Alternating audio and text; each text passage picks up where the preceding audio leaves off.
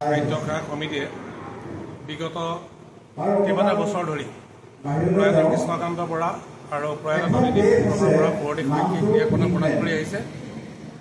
এই বছৰো প্ৰয়াত কৃষ্ণকান্ত বৰা প্ৰয়াত নলিনী বৰা পৌৰাণিক শৈক্ষিক ক্ৰীড়াখনে প্ৰদান অনুষ্ঠান আমি ডিগবৈ স্কুলৰ প্ৰাংগণত অনুষ্ঠিত কৰিছোঁ।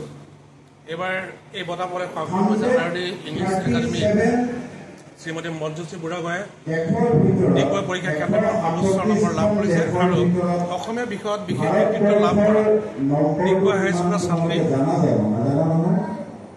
লাকি শইকীয়াক এই বঁটা প্ৰদান কৰা হৈছে। আৰু এই অনুষ্ঠানলৈ আমি আমন্ত্ৰণ জনাইছোঁ নামৰূপ কলেজৰ সন্মানীয় অধ্যক্ষ ডক্টৰ দুৰ্গা প্ৰসাদ গগৈ ডাঙৰীয়া আৰু এগৰাকী বিশিষ্ট লেখক চিন্তাশীল ব্যক্তি তিনিচুকীয়া বিমল বৰগোহাঁই ডাঙৰীয়া। আৰু আমাৰ এই অনুষ্ঠানৰ জৰিয়তে আমি এটা প্ৰয়াস কৰিছোঁ যিসকল ছাত্ৰ ছাত্ৰী মেধা আৰু দুখীয়া তেওঁলোকক আমি কিছু আৰ্থিক সহযোগিতা আমি আগবঢ়াব বিচাৰিছোঁ।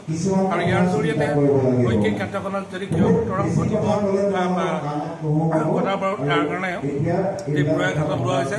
আৰু অদূৰ ভৱিষ্যত ডিগবৈ সাহিত্যসভা সমিতিয়ে কেৱল সাহিত্যৰ ক্ষেত্ৰতে নহয় শিক্ষা সামাজিক সাংস্কৃতিক দিশত আমি এনেধৰণৰ পদক্ষেপে আমি কাম কৰি যাম বুলি আমি সদায় আশাবাদী আৰু সকলো ৰাইজৰ আমি সহায় সহযোগিতা সদায় কামনা কৰিম।